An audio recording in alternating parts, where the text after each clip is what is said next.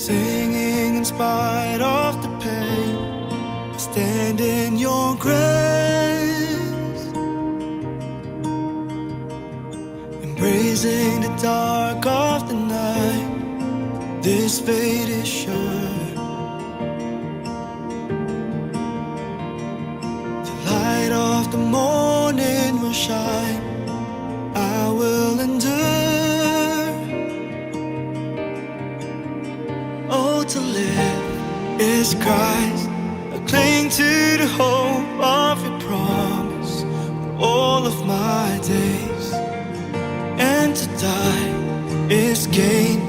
With gladness I'll carry my cross. This life is yours, and your love is mine.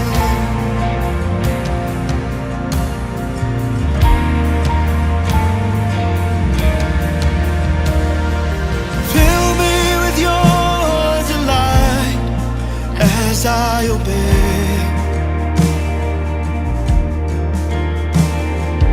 Let me see all of your glory, Lord, as I pray. Give me unshakable joy as I give you my life. Oh, nothing can ever compare. You are my prize. Oh, to live is Christ. Cling to the hope of your promise for all of my days. And to die is gain. With gladness I'll carry my cross. This life is yours, and your love is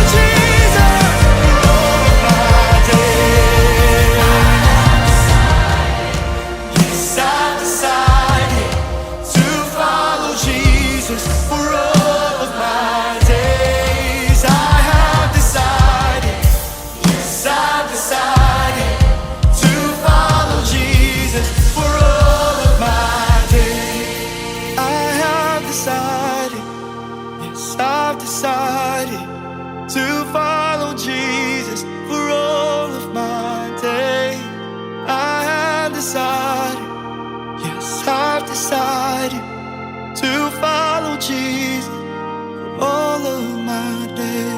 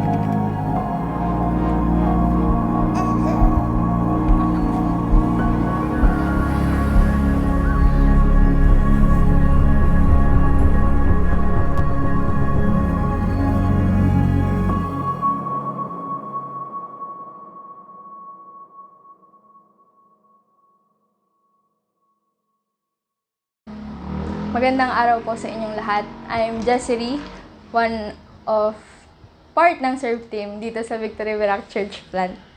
And ngayong month, ang series natin is Jesus is Greater or Better. And sa mga susunod pa na month or weeks. Kung maaalala nyo, ang first topic natin is what makes Jesus better na shinare ni Jenny. And sa second week, is Better Than Angels naman na shinare ni JB.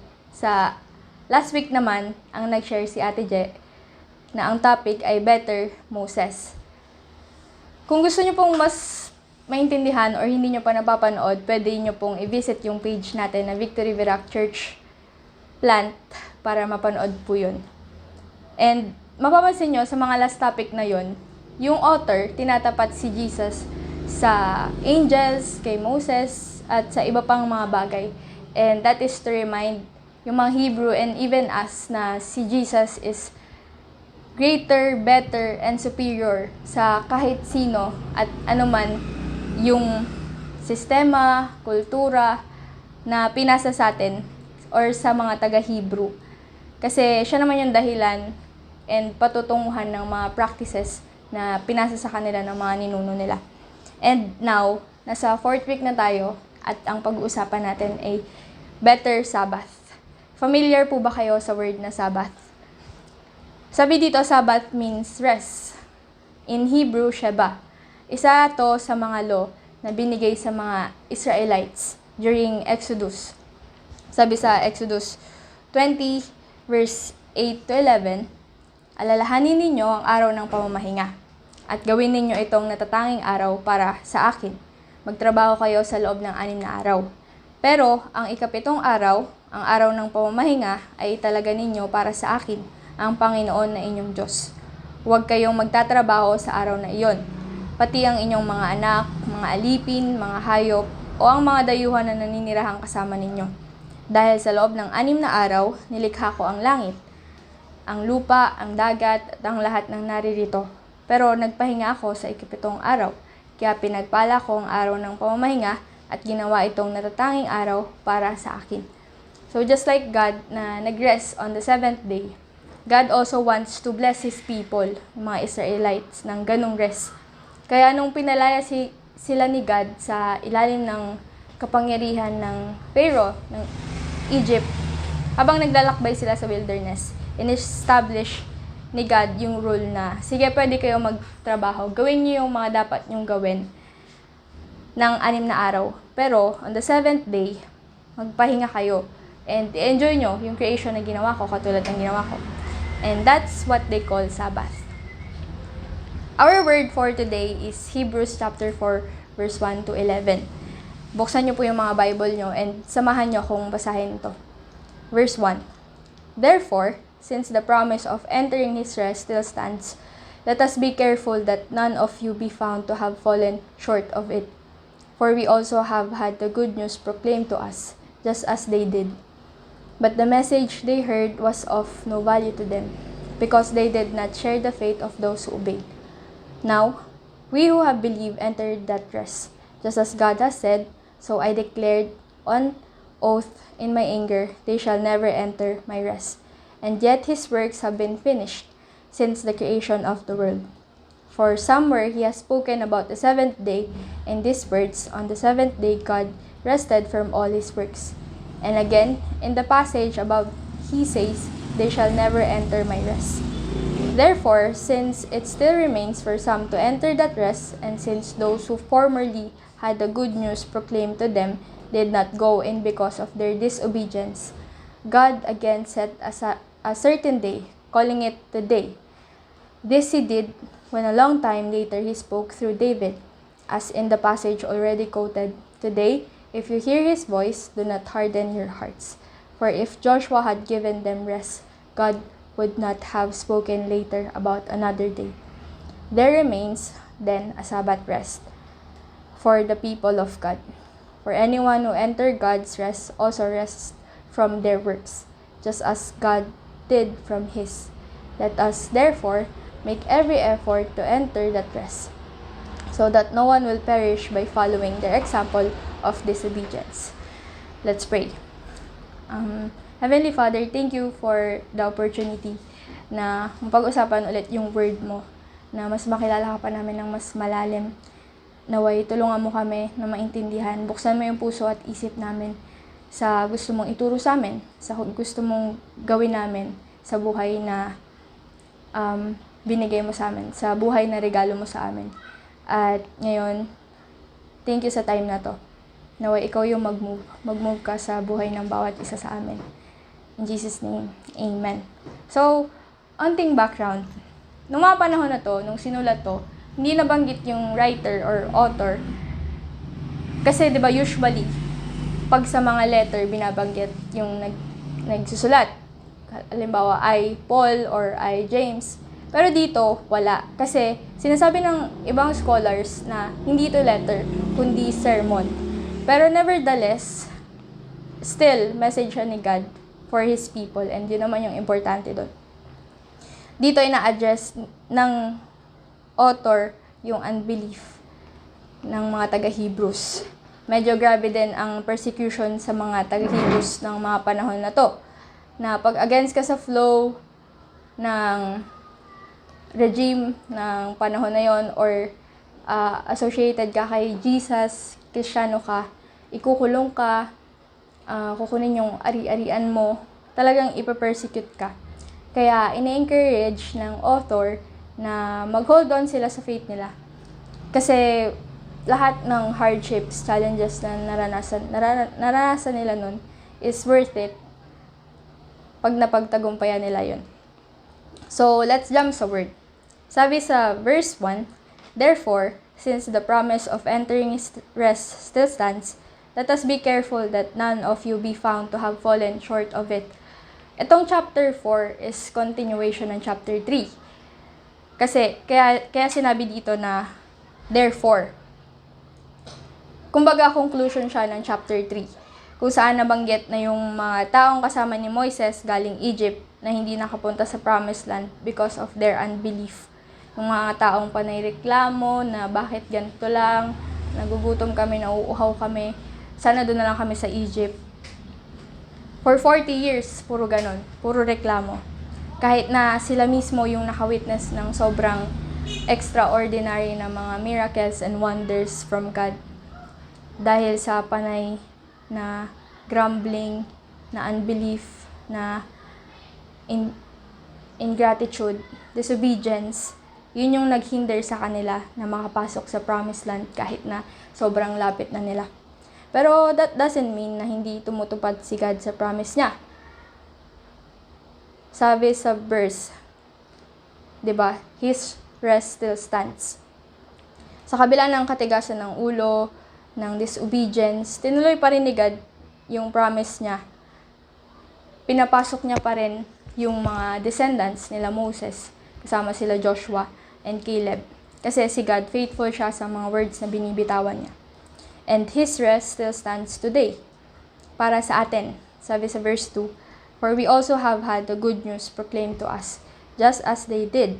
But the message they heard was of no value to them, because they did not share the faith of those who obeyed.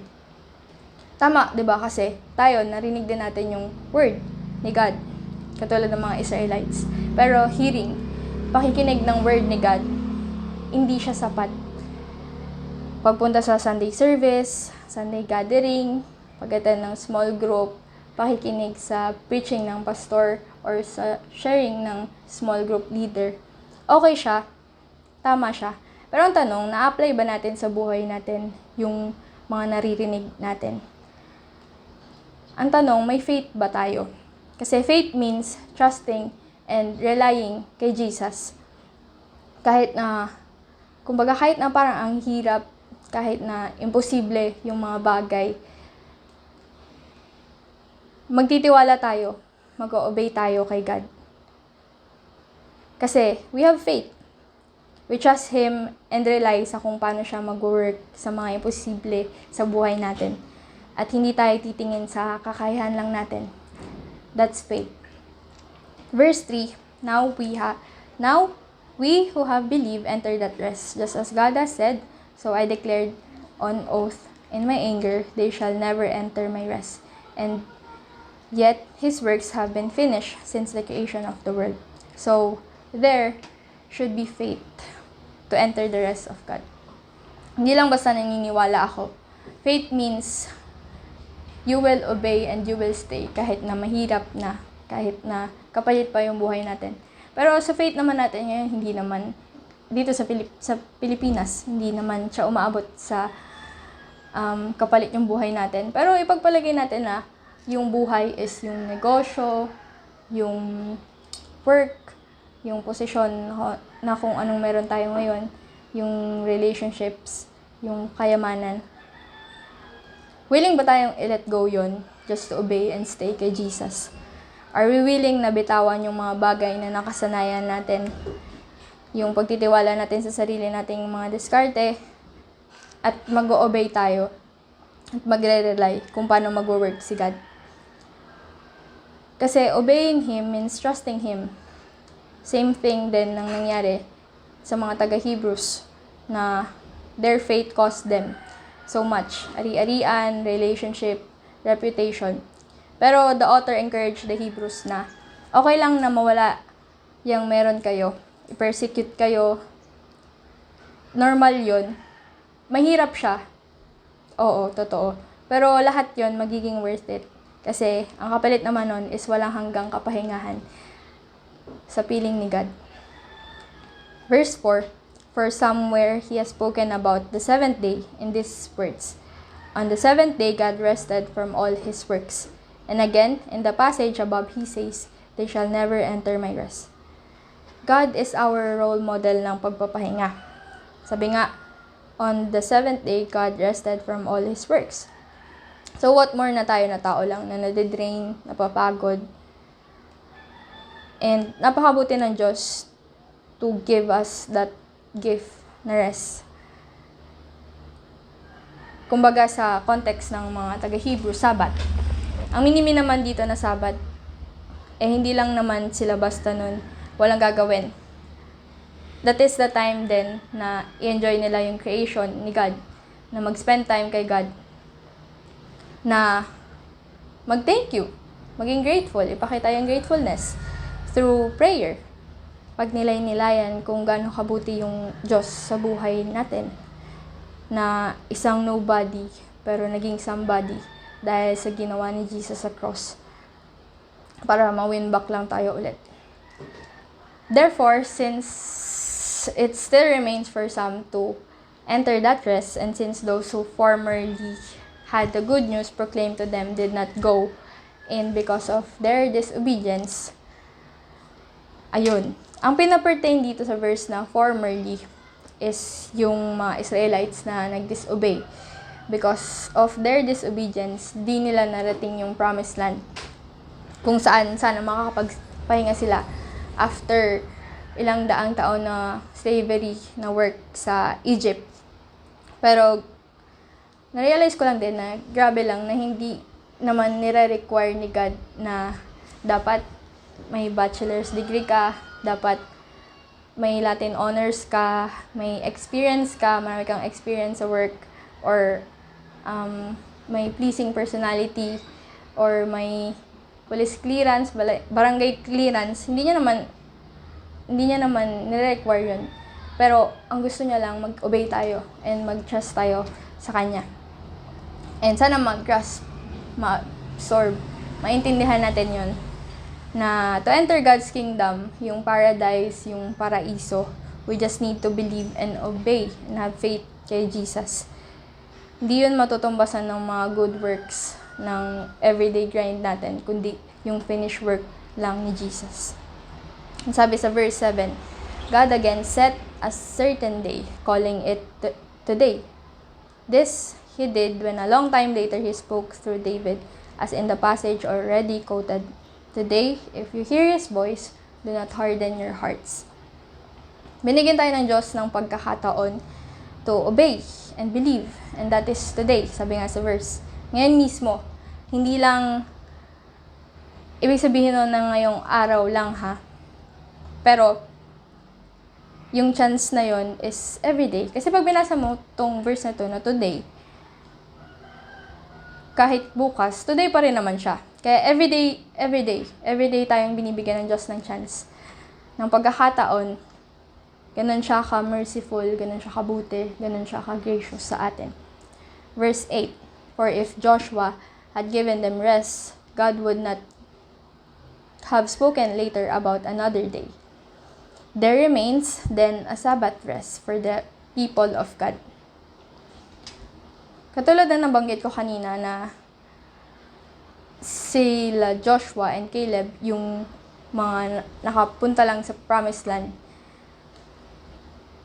si Joshua yung nag-lead sa kanila kasi siya yung nagtiwala kay God eh. Hindi siya nag-hold on siya sa promise ni God na kahit na ang daming discouragement ng mga tao sa paligid niya, naniwala siya na gagawin ni God na papapasukin sila sa Promised Land. Nag-trust siya, nag-obey siya. And onting trivia, si Joshua na Hebrew name, pag tinapat mo siya sa Greek name, katumba siya ng pangalan ni Jesus. Na si Joshua, di ba, nilid niya yung Israelites sa Promised Land na, may pahinga. Yun yung pahinga nila sa ilang daang taon na work nila sa Egypt. Pero, syempre, temporary lang yun. Pero si Jesus, siya yung nagli-lead sa atin sa eternal rest. Nakikita natin yung significance doon na lahat ng bagay, lahat ng nangyari dati is sumasalamin sa kung sino at ano si Jesus. Verse 10, for anyone who enters God's rest also rests from their works, just as God did from His. So, God wants us to understand na kailangan nating baguhin yung mindset na pag ginawa ko to, i-bless ako ni God. Yung mindset na pag ginagawa ko yung mga religious na tradisyon, okay kami ni God, mapapatawad niya yung mga kasalanan ko. Or pag tinulungan ko yung family ko sa pangailangan nila, mabuti ako sa paningin ni God. Pero how sure we are na tama yung ginagawa natin? I mean, lahat naman yun, yes, wala namang problema doon. Pero, ano ba yung reason bakit natin ginagawa yun? Para ba kay God o para sa sarili natin? Para kay God o para i-justify yung sarili natin na ang galing natin, ako nag-accomplish niyan, ang bait natin. Dito para i-condemn yung bawat isa, yung sarili natin. Pero, it's a hard check na para kanino ko ba ito talaga ginagawa? Ito ba yung sinasabi ni God na gawin ko? Or nadala na lang ako sa tradisyon? Dahil lagi itong ginagawa, or dahil uso, or dahil ginagawa ng nakararami? Kailangan din natin maintindihan na yung grace naman ni God is hindi naman natin siya nakukuha dahil sa mga mabubuting gawa natin. Nakukuha natin siya kasi mabuti si God. Na hindi siya nagbabago. Kahit na marami tayong pagkukulang, pagkakamali, kahit na nakakalimutan natin siya, still, mabait pa rin siya sa atin. Mahal niya pa rin tayo. Mabuti. Gagawa pa rin siya ng mabuti. Gagawa niya pa rin tayo ng kabutihan. Kahit na marami tayong pagkukulang sa kanya.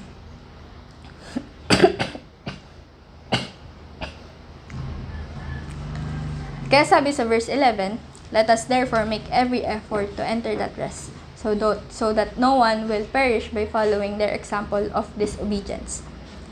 The author is inviting them, the Hebrews, and even us, na magpursige, na hindi lang basta sundin yung tradisyon, yung mga nakasanayan, yung mga diskarte natin, kundi obey.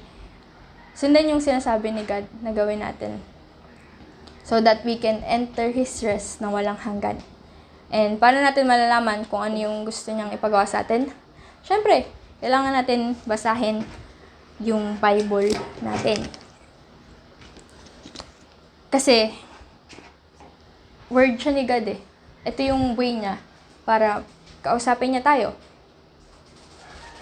I hope na isik natin siya, na mas maintindihan pa natin siya, na mas makilala pa natin siya through His word. Kasi, mahirap nga naman talagang sundin ang isang tao or ang isang Diyos kung hindi natin siya kilala ng lubusan. And as I end, may we understand na yung totoong pahinga ay hindi lang mahanap sa material na bagay o sa mga taong nakapaligid sa atin. Yung totoong pahinga ay kay Jesus lang natin makukuha. Kasi siya yung nakakakilala sa atin eh. Siya yung creator natin. Kilalang kilala niya tayo more than we know ourselves. And to experience that rest, let ourselves na maging hindi lang part si Jesus, kundi siya yung maging buhay natin, buong buhay natin. Hindi lang maging part na, kumbaga, parang kaibigan mo na kakausapin mo lang pag kailangan mo ng advice. Hindi ganun si Jesus. Kasi si Jesus is more than that, beyond that. He is our everything. He is our ultimate rest. So, let's pray. Lord, thank you po sa word mo para sa amin today. Tulungan mo kami na hindi lang namin maintindihan, kundi may apply din namin sa araw-araw, sa moment, every moment na pinagkakalaw mo sa amin, binibless mo sa amin. Tulungan mo kami na maging good steward kahit ng rest na gift mo sa amin. At tulungan mo kami na mas lumalim pa yung pagkakakilala namin sa'yo. And naway magkaroon kami ng encounter sa'yo.